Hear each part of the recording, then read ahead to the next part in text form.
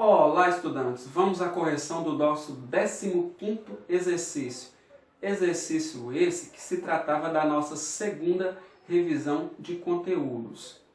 Sendo que nós tivemos uma outra revisão e aí englobou todos os conteúdos estudados tanto lá no início do ano, naqueles 28 dias que tivemos de aula, e também todas as APNTs trabalhadas com vocês durante esses estudos remotos. Então aqui nós estamos fechando aqui o trimestre com todos esses conteúdos trabalhados, e aí essa revisão tem o intuito de ajudar vocês a fazerem a prova do dia 12 com mais facilidade, eu espero. Então vamos começar a nossa correção e eu espero que eu consiga ajudar vocês aí nesse entendimento de todos esses conteúdos e desenvolver todas essas habilidades e competências inerentes a todos esses conteúdos trabalhados, ok? Então vamos começar a nossa correção. Acompanhe comigo a correção do primeiro exercício. Preste atenção. André possui um salão no qual presta serviços de depilação e de manicure. Em um determinado dia, nesse salão, 12 clientes utilizaram os serviços de depilação e de manicure. Ao final desse dia, ao todo, 32 clientes utilizaram o serviço de manicure e 20 clientes o de depilação. Ao todo, quantos clientes utilizaram os serviços do salão de André nesse dia? Então vou destacar aqui alguns valores que nós temos no problema para a gente ver o que vai precisar ser feito. Aqui falou que 12 clientes utilizaram os serviços de depilação e manicure. O E tem sinônimo de interseção em matemática. Então a gente já pode pensar aqui em conjuntos. E aí eu vou representar esses conjuntos em forma de diagrama. Então eu vou desenhar dois diagramas. E aí vou nomear esses dois conjuntos de depilação e manicure, que são os dois conjuntos citados aí no problema. Então eu tenho depilação e manicure. O primeiro dado que nós sublinhamos ali são 12 clientes que fizeram os dois serviços. Então, a interseção é nesse ponto onde os dois diagramas estão sobrepostos, porque os elementos que estão aqui pertencem ao conjunto manicure e também pertencem ao conjunto depilação. Então aqui nós temos 12. Aí agora eu continuo lendo e vamos fazer alguns outros destaques. Ao final desse dia, 32 clientes utilizaram o serviço de manicure. Então, manicure é aqui, 32. Mas 32 é o conjunto todo manicure. Mas eu já tenho 12 aqui. Se eu colocasse 32 aqui, passaria dos 32, mas foram apenas 32 que fizeram esse tipo de serviço. Então, de 12 para chegar a 32, porque tem que ter exatamente 32 clientes, faltam 20. Então, 20 mais 12, 32 clientes que fizeram o serviço de manicure. E 20 clientes o de depilação. Este é o conjunto depilação, mas nós já temos 12 aqui no conjunto depilação, então faltam 8 para chegar até 20. E aí, feito isso, coloquei todos os dados, aí pergunta-se, ao todo, então são todos, quantos clientes utilizaram o serviço do salão de André nesse dia? Então, nesse dia, eu tenho essa quantidade. Então, nós temos 8, 12 e 20 pessoas, cada um com determinado tipo de serviço. Então, para eu descobrir a quantidade de clientes, basta fazer o quê? Uma soma. Então, você tem o quê? 8 mais 12 mais 20. 8 mais 12, eu tenho 20. 20 mais 20, nós vamos ter 40. Então, ao todo foram 40 clientes, E aí chegamos, à nossa resposta, feito aí o problema de número 1. Bem fácil, Vamos à correção do nosso segundo problema.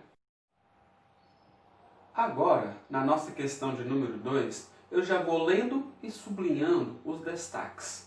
E aí no final a gente vê qual o método que a gente utiliza para resolver o problema. Em uma fábrica de telhas, 3 máquinas, já vou sublinhar aqui, produzem 60 telhas por minuto. Então, coisas importantes. Trabalhando em suas capacidades máximas. Essa fábrica arrecada R$ 1,60 por telha vendida. O proprietário dessa fábrica quer ampliar sua arrecadação e para isso colocou ao todo 5 dessas máquinas funcionando juntas. Com essas 5 máquinas funcionando em suas capacidades máximas, quanto essa fábrica arrecada? Então ali é importante, quanto, né? É uma pergunta, essa fábrica arrecada valores, arrecadar é valores, com as vendas das telhas produzidas por elas em 1 minuto. Então nós queremos saber que em um determinado tempo. Como nós temos aqui uma quantidade menor de máquinas, depois uma quantidade maior, a quantidade menor produz menos e a quantidade maior produz mais. Então, quando eu aumento a quantidade de máquinas, consequentemente, vai aumentar a nossa produção, que aumenta a arrecadação. Então, o que nós estamos trabalhando? Com proporcionalidade. Então, eu posso usar aqui o regra de 3, simples ou composta, dependendo dos dados que nos fornece. Olhando aqui, quais são as grandezas que nós temos? 3 máquinas e aqui 60 telhas por minuto. É a velocidade com que se produz as telhas com aquela máquina. Então você tem 2 grandezas. Uma, a velocidade de produção, e a outra é a quantidade de máquinas. Então é só destacar aqui 2 grandezas. Então eu vou colocar aqui máquinas, que é uma grandeza, e o outro vai ser a velocidade de produção da máquina, né? Então eu começo aqui com as 3 máquinas. Essas 3 máquinas produzem o quê? 60 telhas por minuto. Eu vou colocar aqui telhas por minuto, para ficar bem claro. Telhas por minuto. E aí agora ele vai aumentar para 5 máquinas. Então com 5 máquinas, sabe-se quanto que essas máquinas vai produzir por minuto? Não. Então quando a gente não conhece um valor em matemática, a gente coloca uma variável. E aí eu vou colocar a variável y. E aí eu vou analisar esses dados. Se eu estou aumentando a quantidade de máquinas, nós vamos aumentar a velocidade de produção ou diminuir? É óbvio que vai aumentar, porque mais máquinas trabalhando, são mais telhas produzidas por minuto, porque elas estão ali na capacidade máxima. Então quando este aumenta, este daqui também está aumentando. Então não há necessidade de inverter nenhum dos dados. Então só escrever as frações equivalentes do jeito que está ali. Então nós teremos aqui 3/5 é igual a 60 sobre y. Como nós temos igualdade de frações, é só fazer o quê? A multiplicação entre os extremos, porque não vai alterar a igualdade. Então eu tenho 3 vezes y, 3y, e 5 vezes 60 nós teremos 300. E aí como aqui 3 multiplica y, qual é o valor de y? Y é igual a 300 dividido para 3, onde y vai ser 100. Só que 100 é o quê?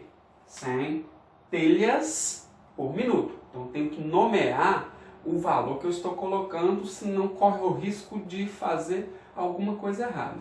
Então nós temos aqui 100 telhas por minuto. Mas a pergunta é, quanto essa fábrica arrecada depois que colocar essas 5 máquinas para funcionar. Se eu tenho 100 telhas por minuto, aí lá em cima eu volto e tenho essa informação também. A informação é o quê?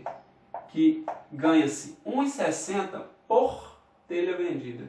Se produz 100 telhas por minuto e é 1,60 por telha, então basta fazer o quê? Para saber a arrecadação de 1 minuto, é pegar a quantidade produzida por minuto e multiplicar pelo valor cobrado por telha. Então, para finalizar, eu vou dizer que a nossa resposta, que é o que se pede no problema, é 100 vezes 1,60, que vai dar o quê? Nós teremos, deixa eu colocar aqui embaixo, né? 160 reais. 2 zerinhos, 2 casas após a vírgula, né? Então a gente multiplicando chega a 160 reais. Resolvido aí o nosso problema de número 2. Bem simples, né? Vamos à correção do nosso terceiro problema. Agora, a nossa questão de número 3. Acompanhe comigo. Observe o gráfico de uma função polinomial do primeiro grau f de r em r, representado no plano cartesiano abaixo. A lei de formação dessa função f é... E aí lá nas suas atividades vocês têm as alternativas para escolher. Aqui nós vamos fazer, e aí é só você ver a alternativa que seja compatível com a lei de formação dessa função.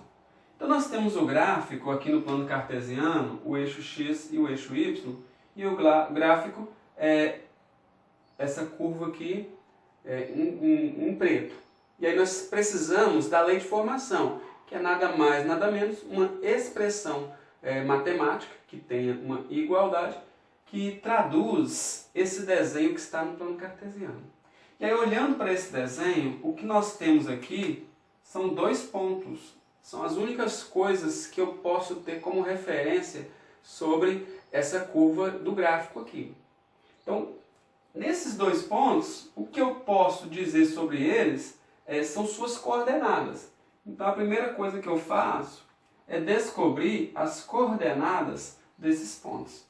Como esse ponto está em cima do eixo x, então o valor que está aqui é o valor de x, que é o valor da abscissa. Então nós temos menos 6 para x. Mas como está em cima do gráfico, o outro valor é 0. Então y é 0. Este daqui é a mesma coisa. Como está em cima do eixo y, já é ao contrário. O valor que está aqui é o valor de y, que no caso aqui nós temos menos 3. Como nós temos aqui um ponto em cima do eixo, então o outro valor é 0. Então x é 0. Então nós temos o valor de x e de y, de x e de y. Nós temos os pares ordenados. E aí a partir deles que a gente vai tentar resolver o nosso problema.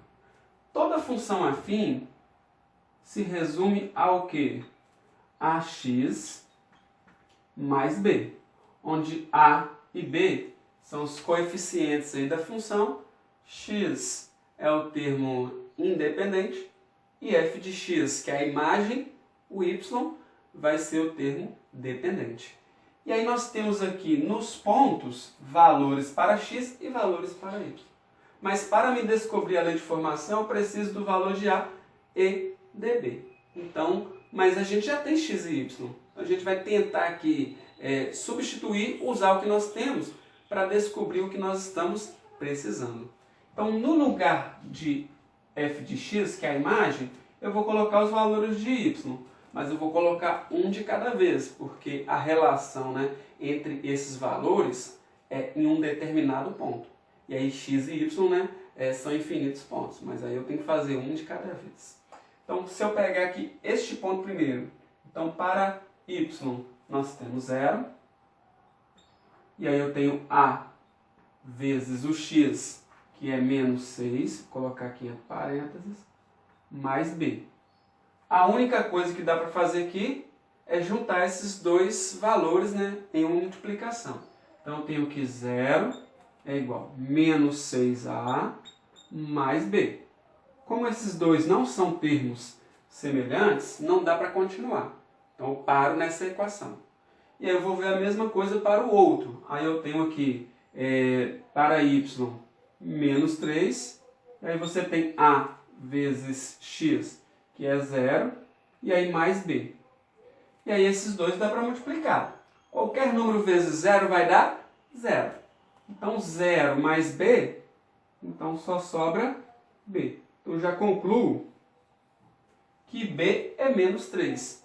Se b é menos 3, e aqui nós temos uma equação que tem a e b, eu posso pegar ela e substituir, né, menos 3 no lugar de b, porque b é o valor, né, para qualquer uma relação que eu coloco aqui na nossa lei de formação. Genérica, claro, né? E aí nós temos lá 0 é igual a menos 6a, e aí no lugar de b é menos 3, então mais menos 3. E aí você tem 0 é igual a menos 6a, mais vezes menos, menos 3. E aí, como esses dois não são termos semelhantes, então a gente vai separar aí esses termos. Eu vou pegar esse 6a e passar para o lado de cá, negativo, passa para o lado esquerdo, positivo, é igual a menos 3. Como aqui é uma multiplicação, a é igual a quem? Menos 3 sobre 6. E aí eu faço a divisão. A é igual a 3 dividido para 6 vai dar menos 0,5. Né? Ou, né, eu poderia simplificar. Você pode deixar em forma de fração ou em número decimal. Se eu pegasse aqui e fizesse uma simplificação, aqui daria por 3 e aqui por 3. E aqui daria 1, né? E aqui 2. E aqui é negativo, né? Então você pode usar menos 1/2 em forma de fração ou menos 0,5, tanto faz.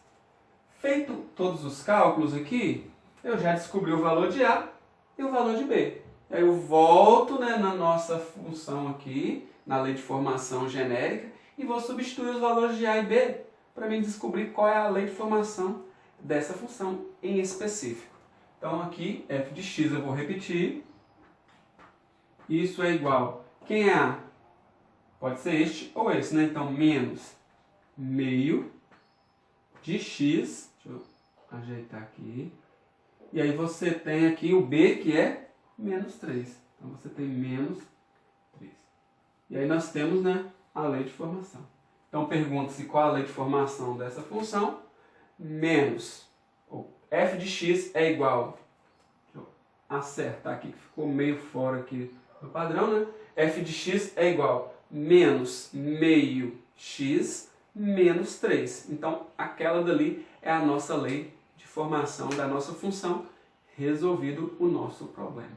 Vamos ao nosso quarto problema. Agora, vamos à nossa questão de número 4. Acompanhe comigo. Observe o gráfico de uma função polinomial do segundo grau. Vou fazer um destaque aqui. F de R em R, representado no plano cartesiano abaixo. A lei de formação F é... Bom, vocês podem perceber que o enunciado é bem parecido com o anterior. Só tem uma diferença, que agora nós estamos trabalhando com uma função do segundo grau. E lá nós estávamos com uma função do primeiro grau. Então só é essa a diferença. Então vou repetir o mesmo procedimento que nós fizemos lá, com a diferença da lei de formação. Então vamos começar aqui. Toda função do segundo grau se restringe a quem? A lei de formação, né, que é o termo geral, f de x é igual a x ao quadrado mais bx mais c. E aí, a partir dessa expressão, nós vamos substituindo os valores. E aí, olhando aqui para o gráfico, eu tenho 3 pontos agora e não apenas 2. Até porque 2 ia ficar meio complicado de fazer uma função do segundo grau. Para esse primeiro ponto, nós temos para as abscissas menos 3 e 0 para as ordenadas, que são os valores de x e de y. Para este ponto aqui, você tem 1 para x e 0 para y, abscissa e ordenada. E para esse, né, ocorre o contrário, está em cima do eixo também, mas no caso daqui, 0 é x e menos 3 é y. E aí, a partir desses pontos, nós vamos substituindo ali nossa lei de formação para resolver o nosso problema. Eu vou pegar primeiro este ponto aqui, ó. No lugar de y vai menos 3. E no lugar de x nós temos 0. Então nós temos 0 ao quadrado, mais, aí b vezes 0, e aí mais c. 0 ao quadrado é 0 vezes 0, que dá 0. A vezes 0, 0, b vezes 0, 0, 0 mais 0, 0, 0 mais c, c. Então você tem que menos 3 é igual a c. Então esse já é o valor de c. Então já posso continuar aqui para achar os demais valores. E agora eu vou pegar este ponto aqui. No lugar de f de x, nós temos o valor da imagem que é 0. Então 0 é igual a vezes menos 3 mais b vezes menos 3 novamente, que é o valor de x. E aí mais c. Só que c eu já tenho, então vou colocar aqui menos 3 no lugar de c. Não precisa estar repetindo ali o coeficiente c. Já coloco o valor numérico dele. E aí você tem 0 é igual a menos 3 ao quadrado. Havia esquecido o expoente porque nós temos ax ao quadrado. E aí menos 3 ao quadrado é menos 3 vezes menos 3, que dá 9 positivo. E 9 vezes a dá 9a. Mais vezes menos, menos. Aí 3 vezes b, 3b. E aí menos 3. Vou pegar esse menos 3 e colocar do lado esquerdo para deixar só valores que tem aqui variáveis desse lado direito. Então aqui eu tenho 3 positivo, é igual a 9a menos 3b. Aí eu paro nessa equação, porque essa equação aqui é uma equação que não tem termos semelhantes. Nenhum dos 3 termos aqui são semelhantes, então não dá para mim continuar. Então vou parar aqui por enquanto, e aí eu vou para o próximo ponto, repetindo o mesmo procedimento.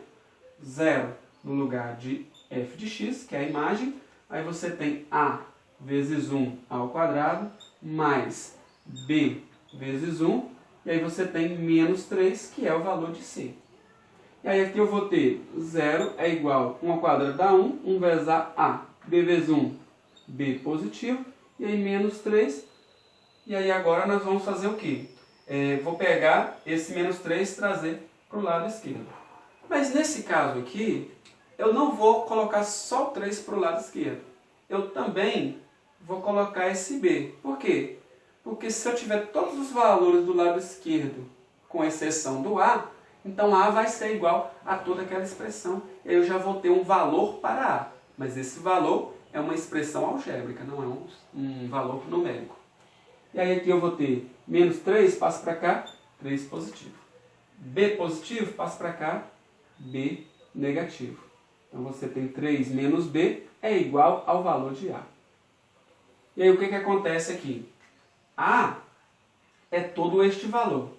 Então nessa equação que eu achei aqui em cima, se eu pegar o valor de A e colocar no lugar de A, que a gente pode fazer isso porque este é o valor de A, então se ele é A, então eu posso trocar A por ele, porque não vai fazer diferença nenhuma, já que os dois são a mesma coisa.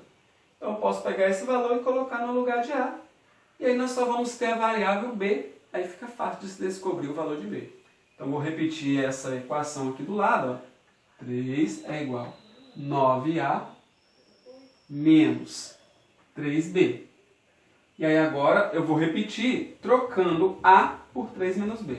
Então você tem 3 é igual a 9 vezes o valor de A que nós temos aqui, que é 3 menos B, e aí menos 3B.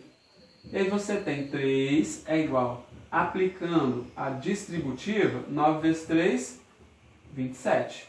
9 vezes menos B, menos 9B, e aí menos 3B. Vou aqui separar os termos semelhantes, então nós temos 3 menos 27 é igual a menos 9B menos 3B.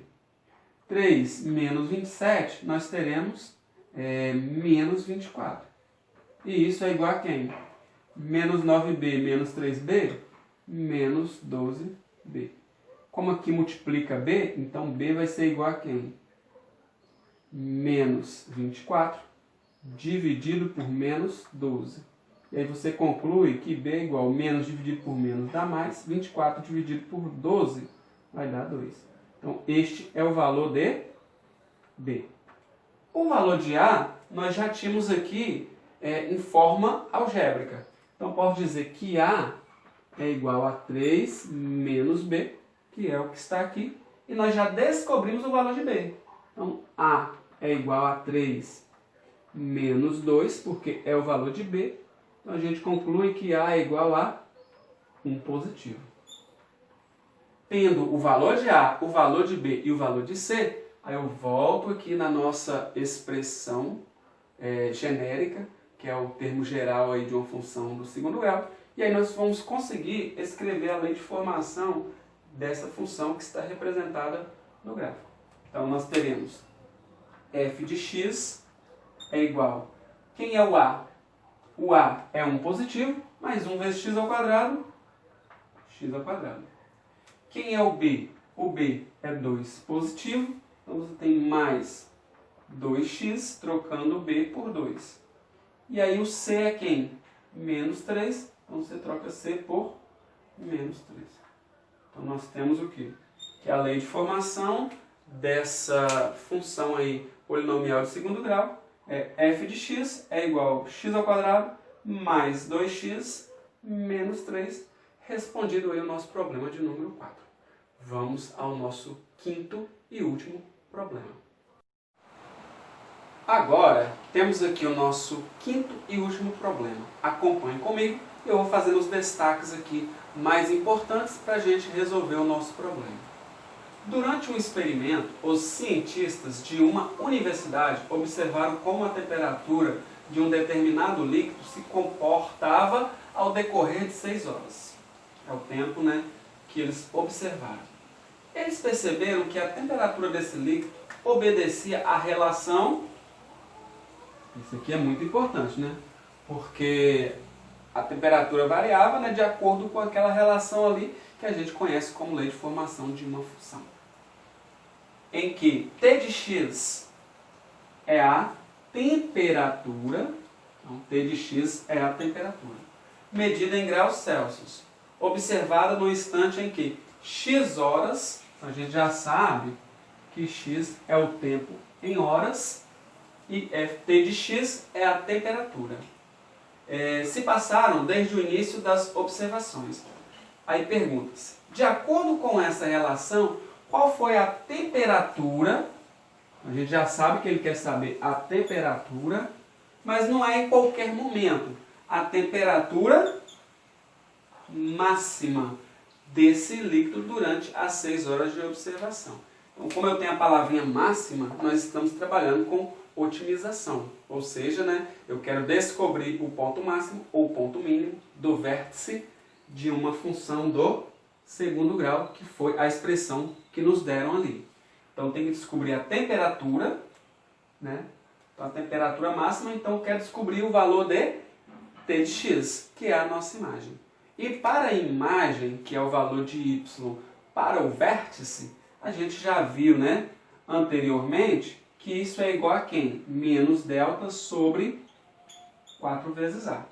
Mas eu não tenho o valor de delta. Então, eu vou fazer uma separação aqui.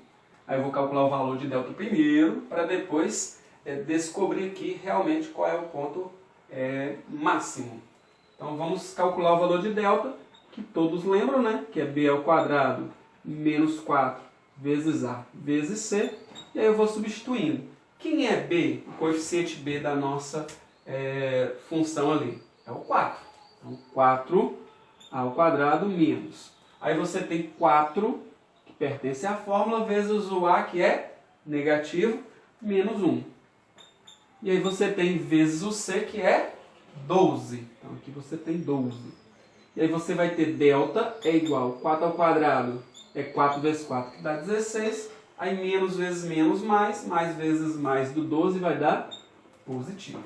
E aí 4 vezes 1, 4. 4 vezes 12, 48. Então a gente conclui que delta é a soma desses dois, que vai dar 64. Então esse é o valor do discriminante da nossa função que foi dada no problema. Agora eu volto aqui, porque para mim descobrir o ponto máximo para y, eu tenho, né, essa relação aqui entre os coeficientes e o discriminante. Eu vou substituindo. Então, o y do vértice é igual a quem? Menos 64, que é o valor de delta que a gente descobriu ali. Aí você tem 4 vezes a, que é menos 1. Aí você tem menos 1. E aí o y do vértice vai ser quem? Menos 64 dividido por 4 vezes menos 1, que dá menos 4. Menos dividido por menos vai dar mais. E aí 64 dividido por 4 vai dar o quê? 16, né? Então você tem aí que é 16 graus Celsius a nossa resposta, respondido aí o nosso quinto e último problema, né? Problemas de otimização são problemas assim bem simples, mas muito úteis, ok? Essa correção foi feita justamente para dar um retorno a vocês da nossa segunda revisão, porque a gente tinha tido uma revisão antes, então a gente fecha aqui a nossa revisão de todos os conteúdos, porque quarta-feira vocês terão uma prova de matemática com 10 questões sobre todos esses conteúdos. Então é interessante vocês reverem as correções das revisões, ou até, se tiver tempo, né, tentar refazer ou ver as correções dos problemas anteriores para vocês estarem preparados lá na prova do dia 12. E aí eu espero, né, ter contribuído aí para que vocês compreendessem melhor e para vocês poderem também aprofundar nesses conteúdos que foram trabalhados aí durante essas APNPs do primeiro trimestre. E aí, quarta-feira, nós vamos consolidar esses resultados a partir, né, da avaliação e as outras duas atividades avaliativas que vocês já haviam feitas, que é a resenha e todos os exercícios propostos aí, ok? Muito obrigado à participação de todos e eu desejo para vocês uma boa prova na quarta-feira. Tchau, tchau, gente!